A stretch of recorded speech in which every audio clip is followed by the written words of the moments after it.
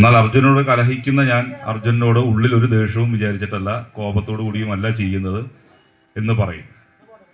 ഞാൻ അവിടെ ചെറുതായിട്ട് അർജുനൻ്റെ ഒരു യുദ്ധം ചെയ്യേണ്ടി വരും. യുദ്ധം ചെയ്ത് അർജുനൻ്റെ ഉള്ളിൽ, കാരണം സർവസംഹാരിയായ ഒരു അസ്ത്രത്തിന് വേണ്ടി അത് സമാഹരിക്കുന്ന ഒരു വ്യക്തിക്ക് മനസ്സിന് പല അഹങ്കാരം അല്ലെങ്കിൽ മുൻകോപം എന്നീ ദൂഷ്യങ്ങളുള്ള ഒരു മനസ്സിലുള്ള ഒരാൾക്ക് ഒരിക്കലും ഇത് കയ്യിൽ വെക്കാൻ സാധിക്കില്ല.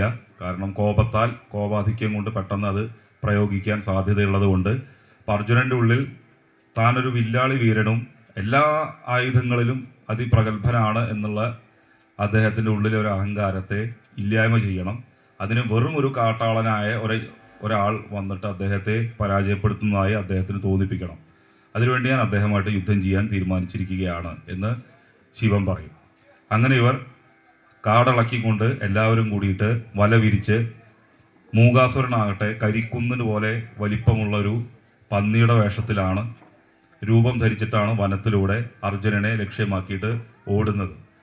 അപ്പം ആ വലയെല്ലാം കെട്ടിയ സന്ദർഭത്തിൽ ശിവന് പെട്ടെന്ന് അദ്ദേഹത്തിന് തൃക്കണ്ണ് ചുവക്കുന്നത് കണ്ടിട്ട് കാട്ടാളത്തേക്ക് ഭയമാവുകയും ആ സമയത്ത് എന്താണ് അങ്ങ് ഇത്രയും പെട്ടെന്ന് രോഷാകുലനായി, അങ്ങയുടെ കണ്ണെന്താ ഇത്രയും ചുവന്ന് കാണുന്നത്? പണ്ട് കാമദേവനെ സംഹരിക്കുന്ന സമയത്ത് മാത്രമേ ഞാൻ ഇത്രയും ദേഷ്യത്തോടു കൂടി ഒരു ഭാവത്തോടു കൂടി അങ്ങയെ കണ്ടിട്ടുള്ളൂ. നമുക്ക് ഈ ഉദ്യമമൊന്നും വേണ്ട, നേരെ പ്രത്യക്ഷപ്പെട്ട് അർജുനന് പാശുപതാസ്ത്രം കൊടുക്കാം. അപ്പം ആ സമയത്ത് കാട്ടാളൻ പറയും, മറ്റൊന്നുമല്ല, ഞാൻ ആ മൂകാസുരൻ്റെ ദുര്യോധനൻ്റെയും അവസ്ഥ ആലോചിച്ചപ്പോൾ എനിക്ക് ദേഷ്യം വന്നതാണ്. എന്തായാലും ഞാൻ പിന്നാക്കമില്ല, അർജുനായിട്ട് ഞാൻ യുദ്ധം ചെയ്യുമെങ്കിലും എനിക്ക് ഉള്ളിൽ ദേഷ്യമൊന്നും ഉണ്ടാവില്ല, അത് നീ ഭയക്കണ്ട എന്ന് പറയും. അപ്പോൾ വീണ്ടും പാർവതി ചോദിക്കും, അങ്ങനെ പറഞ്ഞിട്ടും എന്തിനാണ് ഇപ്പോൾ യുദ്ധം ചെയ്യാൻ അങ്ങനെ ഈ ദേഷ്യം വരാനുള്ള കാരണം എന്താണ്? ഈ ക്രോധാധിക്യം വന്നു കഴിഞ്ഞാൽ അങ്ങ് ഭസ്മമാക്കി കളയില്ല അർജുനനെ. അർജുനൻ കേവലം ഒരു മനുഷ്യനായിട്ടുള്ള അർജുനന് അങ്ങയുടെ ഈ ഒരു ശക്തിയെ താങ്ങാൻ സാധിക്കുമോ? അപ്പോൾ അതുകൊണ്ട് നമുക്ക് എത്രയും പെട്ടെന്ന് വരം കൊടുക്കുക തന്നെയല്ലേ ചോദിക്കും. അപ്പോൾ പറയും, വേണ്ട, നീ എൻ്റെ കൂടെ വന്നാൽ മതി. എനിക്ക് എപ്പോഴൊക്കെ അമിതമായി ദേഷ്യം വരുന്നുണ്ടെന്ന് തോന്നുന്നു ആ സമയത്ത് നീ എന്നെ സാന്ത്വനിപ്പിച്ചാൽ മതി. അപ്പോൾ നീയും എൻ്റെ കൂടെ വരണം എന്ന് പറഞ്ഞ് ആ വല വിരിച്ചിരിക്കുന്ന സമയത്ത് വലയെ ഭേദിച്ചുകൊണ്ട് മൂകാസുരൻ അർജുനൻ്റെ നേർക്ക് പാഞ്ഞെടുക്കും. എങ്ങനെയോ അർജുനനും മൂകാസുരൻ്റെ വരവിനെ അറിഞ്ഞിട്ട് കാട്ടാളനും അർജുനനും ഒരേ സമയത്ത് അസ്ത്രം തൊടുക്കും. ഇരുവരുടെയും അസ്ത്രം ഒരേ സമയം മൂകൻ്റെ മേൽ തറച്ചിട്ട് മൂകൻ ക്ഷണത്തിൽ മരിച്ചു വീഴും. ആ സന്ദർഭത്തിൽ കാട്ടിലെ വേട്ടയാടുന്നവരുടെ നിയമം എന്നുള്ളൊരു പേരിൽ ശിവൻ അർജുനനോട് കയർക്കും. ഞാനാണ് ആദ്യം എൻ്റെ അസ്ത്രമാണ് ആദ്യം ഈ പന്നിയെ തറച്ചത്, മാത്രമല്ല ഞാൻ ഇതിനെ ഓടിച്ചുകൊണ്ട് വരികയായിരുന്നു, അപ്പം നീ എന്തിനാ അതിൻ്റെ ഇടയിൽ കയറി അമ്പെയ്തു എന്ന് ചോദിക്കും. അർജുനനാവട്ടെ തെല്ലൊരു ആശ്ചര്യത്തോടു കൂടിയിട്ട് 3 ലോകങ്ങളിലും അറിയപ്പെടുന്ന ഇന്ദ്രപുത്രനായ എന്നോട് ഒരു കാട്ടാളൻ വന്നിട്ട് യുദ്ധത്തിനായി വരികയാണ്. അത് അദ്ദേഹത്തിനെ അത്ഭുതപ്പെടുത്തുകയും അദ്ദേഹം പറയും, നീ എൻ്റെ മേൽ വന്ന് സ്പർശിച്ചത് കൊണ്ട് നിന്നെ ഞാൻ ഇനി വെറുതെ വിടാൻ ഉദ്ദേശിച്ചിട്ടില്ല. നിനക്ക് ഞാൻ ആരെന്നറിയുമോ? ഞാൻ 8 ദിക്കുകളിലും അറിയപ്പെടുന്ന അർജുനനാണ്. അപ്പം ഞാൻ ഇവിടെ തപസ് ചെയ്തുകൊണ്ടിരിക്കുന്ന നായാടുകയായിരുന്നില്ല, നീയാണ് എൻ്റെ ഏകാഗ്രത നശിപ്പിച്ചത് എന്ന് പറയും. അപ്പം ആ സന്ദർഭത്തിൽ കാട്ടാളൻ പറയും, ഓ, ഞാൻ ധാരാളം കേട്ടിട്ടുണ്ട്, നിങ്ങളുടെ 5 സഹോദരന്മാരും ഒരു പത്നിയും നിങ്ങൾ ചൂത് കളിച്ച് പണയം വെച്ചതും കഥകളൊക്കെ എനിക്കറിയാം. അപ്പോൾ നിങ്ങൾ കൂട്ടത്തോടെ നിങ്ങളെല്ലാവരും വളരെ അശ്ലീല സ്വഭാവമുള്ള ആളുകളാണെന്ന് ഞങ്ങൾക്കറിയാം എന്ന് പറയും. അപ്പം ആ സമയത്ത് അർജുനന് കൂടുതൽ കോപാധിക്യം ഉണ്ടാവുകയും എന്തായാലും നിന്നെ ഞാൻ വധിച്ചിരിക്കും, ശ്രീകൃഷ്ണനാണ് സത്യം എന്ന് പറയും. അപ്പം കാട്ടാളം പറയും, ആ കള്ളകൃഷ്ണനെ കുറിച്ച് ഞാൻ കേട്ടിട്ടുണ്ട്, നിനക്ക് പറ്റിയൊരു ചങ്ങാതി തന്നെയാണ്, ഒരു നാണവും ഉളുപ്പും ഇല്ലാതെ സ്ത്രീകളിലൊപ്പം ആടിക്കുഴഞ്ഞ് നടന്ന് വെണ്ണ കെട്ടി തിന്നുന്ന ശ്രീകൃഷ്ണൻ. പിന്നെ ഒരുത്തനുണ്ടല്ലോ, ഒരു വെയ്യാത്ത വയസ്സനായിട്ടുള്ള ഒരു തന്തയായിട്ടുള്ള ഒരു കാളയുടെ പുറത്ത് കയറി പോകുന്ന ഒരുത്തൻ, വെള്ളിമലയൻ എന്നൊക്കെ വിളിക്കാം, ഒരു കള്ളനല്ലേ അവൻ എന്ന് ചോദിക്കും. ശിവനെ തന്നെയാണ് ശിവൻ ചോദിക്കുന്നത്. പക്ഷെ ഇത് കേൾക്കുന്നതോട് അർജുനന് സഹിക്കാൻ പറ്റാത്ത ഇരുവരും തമ്മിൽ യുദ്ധമാവും. ആ യുദ്ധം മൂർച്ഛിക്കുന്ന സമയത്ത് കാട്ടാളസ്ത്രീ വന്നിട്ട് കാട്ടാളനെ പിടിച്ചു മാറ്റിയിട്ട്, ഇനി മതി, യുദ്ധം ചെയ്തത് മതി, ഇനി കൂടുതലൊന്നും ചെയ്യണ്ട, നമുക്ക് എത്രയും പെട്ടെന്ന് വരം കൊടുക്കാം എന്ന് പറയും. അപ്പം അവിടെ ശിവൻ പറയും, ഇത് കണ്ടില്ല, എൻ്റെ ശരീരം മുഴുവൻ അസ്ത്രങ്ങളെ തറച്ചു, ഈ അർജുനൻ്റെ തല ഞാൻ അടിച്ചു പൊളിക്കും, അല്ലാതെ ഞാൻ പോരുന്ന പ്രശ്നമില്ല എന്ന് പറയും. ഇത് വീണ്ടും യുദ്ധം ചെയ്യും. അപ്പോൾ ആ സമയത്ത് തൻ്റെ ഭർത്താവിനോട് പറയുന്നതിനേക്കാൾ നല്ലത് അർജുനോട് പറയാനാണെന്ന് വിചാരിച്ചിട്ട് അർജുനോട് പറയും, പൊട്ട ഫൽഗുന, ഇതാരാണെന്ന് എനിക്കറിയില്ല, മട്ടലർ ബാണദേവനെ കാമദേവനെ ദഹിപ്പിച്ച് കളഞ്ഞ ആളാണ് എന്ന് പറയും. അർജുനനാവട്ടെ ഈ സമയത്ത് യുദ്ധത്തിൻ്റെ ആ ഒരു വീര്യത്തിൽ നിൽക്കുന്ന, ഉത്സാഹത്തിൽ നിൽക്കുന്ന സമയത്ത് വീണ്ടും വീണ്ടും തുടരെ ഈ ഒരു സ്ത്രീ വന്ന് ഇടപെടുന്നതിലുള്ള ദേഷ്യത്തിൽ വേടനാരി നീ പോടി എന്ന് പറഞ്ഞ് ആട്ടും. തുടർന്നുണ്ടാവുന്ന യുദ്ധത്തിൽ വീണ്ടും കാട്ടാളത്തി വന്നിട്ട് പറയും, ഏതായാലും ഞാൻ പറയുന്ന വാക്കുകൾ കേൾക്കാതെ നീ പിന്നെയും കയർക്കുകയാണ്, അതുകൊണ്ടൊരു കാര്യം ചെയ്യാം, നീ ഇനി അയക്കുന്ന അസ്ത്രങ്ങളെല്ലാം തന്നെ പുഷ്പങ്ങളായി മാറട്ടെ എന്ന് പറഞ്ഞിട്ട് ശപിക്കും. ഇത് കൂട്ടാക്കാതെ അർജുനൻ അസ്ത്രങ്ങൾ അയക്കുമ്പോൾ അത് മുഴുവൻ പുഷ്പങ്ങളായി ഒരു പുഷ്പവൃഷ്ടിയോട് കൂടിയിട്ട് കാട്ടാളനെ മൂടും. ആ സന്ദർഭത്തിൽ വീണ്ടും കാട്ടാളത്തി വന്നിട്ട് പറയും, നിന്റെ അമ്മുടുങ്ങാത്ത ആവനാഴിയിൽ ഒരസ്ത്രം പോലും എടുക്കാനില്ലാതെ ആവട്ടെ എന്ന് പറഞ്ഞിട്ട് വീണ്ടും ശപിക്കും. അപ്പോൾ അവിടെ നോക്കുമ്പോൾ തൻ്റെ ആവനാഴിയിൽ ഒരസ്ത്രം പോലും ഇല്ലാതെ അർജുനന് എന്തോ ഇതിലൊരു വൈചിത്രം വിചാരിച്ച്, എന്നാൽ പോലും തൻ്റെ ഉള്ളിലെ അഹങ്കാരം മൂലം അതിനെയും വകവയ്ക്കാതെ അദ്ദേഹം വില്ലെടുത്ത് ഞാൻ വലിച്ചു പൊട്ടിച്ച വില്ല് കൊണ്ട് ശിവന്റെ ശിരസിൽ 3 തവണ പ്രഹരിക്കും. ആ പ്രഹരമേറ്റ് ഗംഗ, ജടയിലിരിക്കുന്ന ഗംഗ ആ വില്ല് അപ്രത്യക്ഷമാക്കും. തുടർന്ന് ഇരുവരും തമ്മിൽ ഗംഭീരമായിട്ടുള്ള ഒരു മുഷ്ടിയുദ്ധം നടക്കും. അതിൽ ശരിക്ക് വൃക്ഷങ്ങൾ പറിച്ചും പാറകളെടുത്തെറിഞ്ഞും ഇരു കൈകൾ കൊണ്ട് അടിച്ചും ഒക്കെ യുദ്ധം ചെയ്യുന്നുണ്ട്. ആ യുദ്ധത്തിനൊടുവിൽ കിരാതൻ അർജുനനെ പൊക്കിയെടുത്ത് വലിച്ചെറിയുകയാണ്, ദൂരേക്ക് എറിയുകയാണ്. അങ്ങനെ 2 തവണ എറിഞ്ഞ് 3ാമത്തെ തവണ എറിയുന്നതോടുകൂടി അർജുനൻ മോഹാലസ്യപ്പെട്ട് കിടക്കുകയും കാട്ടാളത്തി വന്ന് തല്ലൊരു അരിശത്തോട് കൂടിയിട്ട് തന്നെ കാട്ടാളനോട്, മതി, ഇനി ഈ വക നാടകങ്ങളൊന്നും വേണ്ട, നമുക്ക് എത്രയും പെട്ടെന്ന് അദ്ദേഹത്തിന് വരം കൊടുക്കുക എന്ന് പറഞ്ഞ് അങ്ങനെ പത്നിയുടെ ഒരു വാക്കിനെ മാനിച്ചുകൊണ്ട് ഇരുവരും കൂടി അർജുനന് അദ്ദേഹത്തിന് നേരിട്ടിട്ടുള്ള ക്ഷീണത്തെ ഇല്ലാതാക്കുകയും മോഹത്തിൽ നിന്ന് അർജുനൻ ഉണരുകയും ചെയ്യും. ഉണരുന്ന അർജുനൻ നിരവധി പുഷ്പങ്ങളെടുത്ത് ഒരു മണ്ണ് കൊണ്ട് ഒരു ശിവലിംഗം നിർമ്മിച്ച് അതിലേക്ക് അർച്ചിക്കുകയും ആ അർച്ചിക്കുന്ന പുഷ്പങ്ങളെല്ലാം തന്നെ കിരാതൻ്റെ തലയിൽ ചെന്ന് വീഴുന്നത് കണ്ട് അദ്ദേഹത്തിന് മനസ്സിലാവും, തൻ്റെ മുന്നിൽ ഇതേവരെ യുദ്ധം ചെയ്തത് മറ്റാരുമല്ല, സാക്ഷാൽ താൻ തപസ് ചെയ്യുന്ന സാക്ഷാൽ പരമശിവൻ തന്നെയാണ്. അങ്ങനെ അദ്ദേഹത്തിൻ്റെ ഉള്ളിൽ കഠിനമായിട്ടുള്ള കുറ്റബോധം വന്നിട്ട് അദ്ദേഹം വിലപിക്കുകയാണ്, മന്മഥനാശന മമ കർമ്മമേവമോ ജന്മമൊടുങ്ങുവാൻ വരം കർമ്മശാരെ തരയണമേ എന്ന് പറയും. ഈ ഒരു വാചകത്തിൻ്റെ ഒരു പ്രത്യേകതയുമുണ്ട്. ആട്ടക്കഥാകൃത്ത് ഇത് രചിച്ച സമയത്ത് ഇദ്ദേഹം ഇത് പാടിയ ഉടൻ തന്നെ അദ്ദേഹത്തെ ഒരു സർപ്പം വന്ന് ദംശിക്കുകയും അദ്ദേഹം മരണപ്പെട്ടു പോയി എന്നുള്ളൊരു കഥയും ഈ ആട്ടക്കഥ രചയിതാവിനെ കുറിച്ചുണ്ട്. അദ്ദേഹത്തിന് കടുത്ത ദാരിദ്ര്യമായിരുന്നു. അങ്ങനെ അറം പറ്റിയൊരു വാചകമായി അദ്ദേഹത്തിന് ഭവിച്ചു എന്നും ഒരു കഥയുണ്ട്. ഇപ്പം ഈ സമയത്ത് ശിവനും പാർവതിയും തൻ്റെ യഥാർത്ഥ രൂപം ധരിച്ച് അർജുനന് പാശുപതാസ്ത്രം ഉപദേശിച്ചു കൊടുക്കുകയും അവർ തിരിച്ച് കൈലാസത്തിലേക്ക് മടങ്ങുകയും ചെയ്യും. ഇത്രയും ഭാഗം വരെയാണ് ഇവിടെ അവതരിപ്പിക്കുന്നത്. അങ്ങനെ അർജുനൻ പാശുപതാസ്ത്രം നേടിയ അർജുനൻ മനസ്സിന് ഒരു രാജർഷി എന്നതുപോലെ ഒരു സ്ഥൈര്യം വന്ന സന്ദർഭത്തിൽ കഥ അവസാനിപ്പിക്കുന്ന പല രീതിയിലാണെങ്കിലും അർജുനന്മാർ ഇന്ന് കാണിച്ചു വരുന്നത് എന്തെന്ന് വെച്ച് കഴിഞ്ഞാൽ ആകാശത്തിലൊരു സ്വർണ്ണ നിറത്തിലുള്ള ഒരു രഥം താഴേക്ക് ഇറങ്ങി വരുന്നതായി കാണിക്കും. മറ്റാരുമല്ല, ഇന്ദ്രൻ്റെ അദ്ദേഹത്തിൻ്റെ രഥം തളിക്കുന്ന മാതലിയാണ് വരുന്നത്. ഇന്ദ്രൻ സ്വർഗത്തിലേക്ക് ഉടലോടുകൂടി കൊണ്ടുപോകാനായിട്ട് അദ്ദേഹത്തിനെ പറഞ്ഞയച്ചിരിക്കുകയാണ് അർജുനനെ കൊണ്ടുവരാനായി. ഈ വിവരം അറിഞ്ഞിട്ട് അത് കാണിച്ചിട്ടാണ് അവസാനിപ്പിക്കാറുള്ളത്. ഇത്രയും ഭാഗമാണ് ഇവിടെ നിന്ന് അവതരിപ്പിക്കുന്നത്. ഇനി ഇതിൽ പങ്കെടുക്കുന്ന കലാകാരന്മാർ അർജുനനായി ശ്രീ മോഹൻകുമാർ നാഥ്, കാട്ടാളനായി ശ്രീ കലാമുള്ള മനോജ്, കാട്ടാള സ്ത്രീ ശ്രീമതി RLV ആര്യദേവി തീയാടി, മൂകാസുരനായി കുമാരി കലയാമി മാളവിക തീയാടി, ശിവനായി RLV രഞ്ജുമോൾ മോഹൻ, പാർവതി കുമാരി കലയാമി വൈഷ്ണവി തീയാടി, പിന്നണിയിൽ പാട്ട് ജിഷ്ണു ഉറുബലാശ്ശേരി, ശ്രീ കലാമണ്ഡലം ജീവൻ, വാദ്യവിഭാഗത്തിൽ ചെണ്ട കൈകാര്യം ചെയ്യുന്നത് ശ്രീ പനാവൂർ ശ്രീഹരി, മദ്ദളം ശ്രീ കലാമണ്ഡലം ജയപ്രസാദ്, അണിയറയിൽ ചുട്ടിയൂത്തിയത് ശ്രീ ഏരൂർ മനോജ്, അണിയിച്ചൊരുക്കുന്നത് ശ്രീ ഏരൂർ മനോജ്, ചന്ദ്രൻ ഉണ്ണിത്താൻ, ഏരൂർ സദൻ, കളിയോഗം ശ്രീ ഭവാനീശ്വരി കഥകളി യോഗം തൃപ്പൂണിത്തറ, അവതരണം നവമി കലാനികേതൻ തൃപ്പൂണിത്തറ. കഥ ആരംഭിക്കുകയാണ്.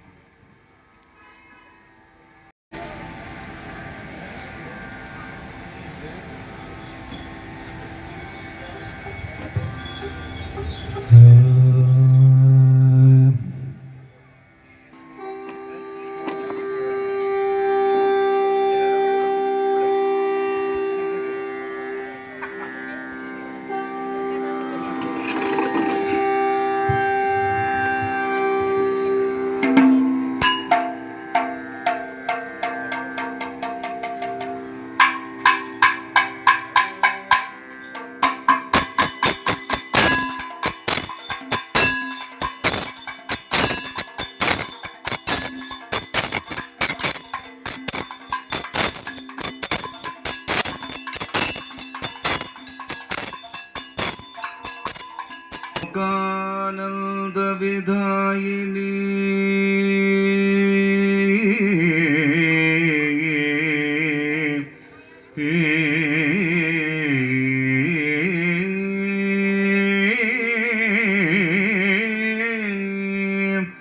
ഭഗവതി ലോകാചല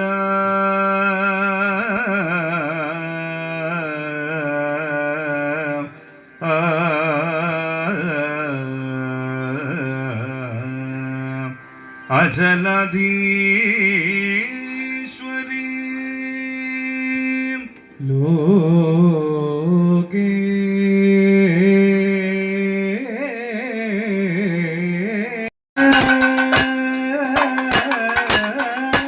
ധൃതരാഷ്ട്ര പുത്ര അവർകൾ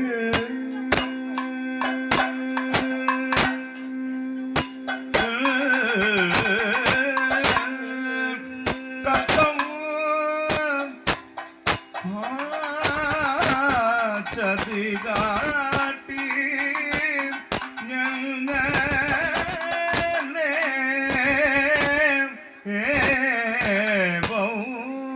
കഷ്ടം ചതികാട്ടി ഞങ്ങളെ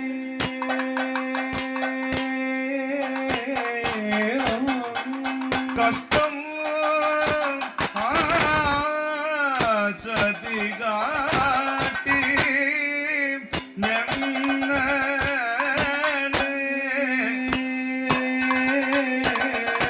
കാട്ടിൽ കാട്ടിൽ വാഴിച്ചു കാട്ടിൽ കാട്ടിൽ വാഴിച്ചു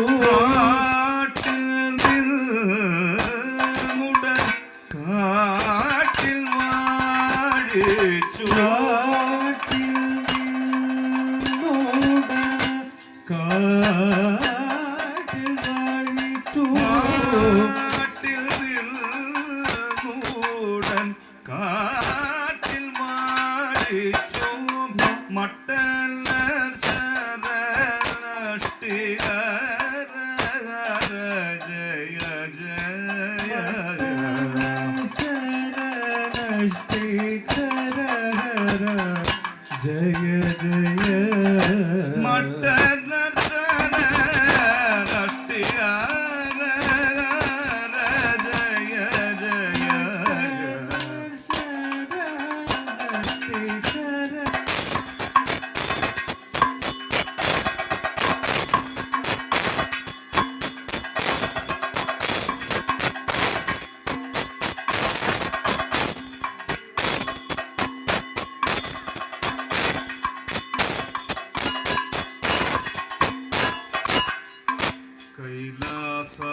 कैलासाचलवास हे शैलजकान्त कैलासाचलवास हे शैलजकान्त कैलासाचलवास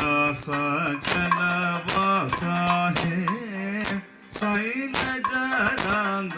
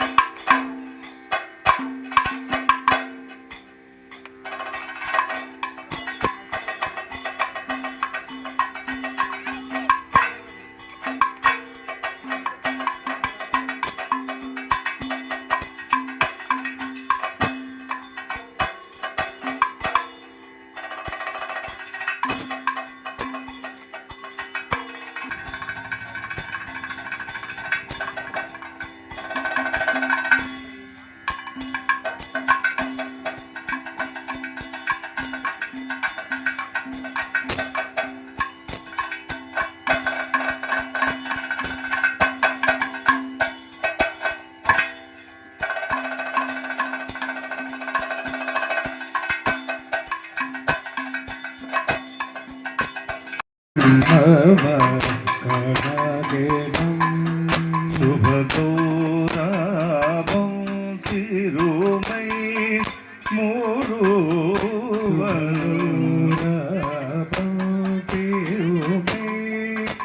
മുഴുവൻ സൗരീവിരിൽ പുരന്തര മുഖ്യ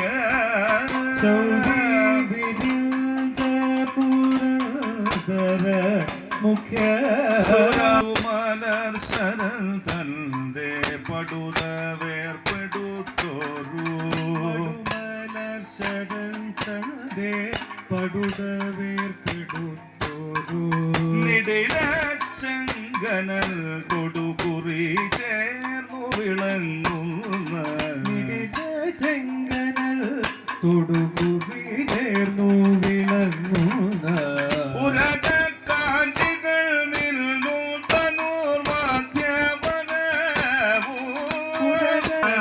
ഭുവനങ്ങൾ പരിപാലിച്ചരുളുന്ന പരമശ്രീപാദയുഗ്മ സരസിജങ്ങളും നിത്യം പരമശ്രീപാദയുഗ്മ സരസിജങ്ങളും നിത്യം ഗൗരീശം മമ കാണാകേണം ശുഭഗൗ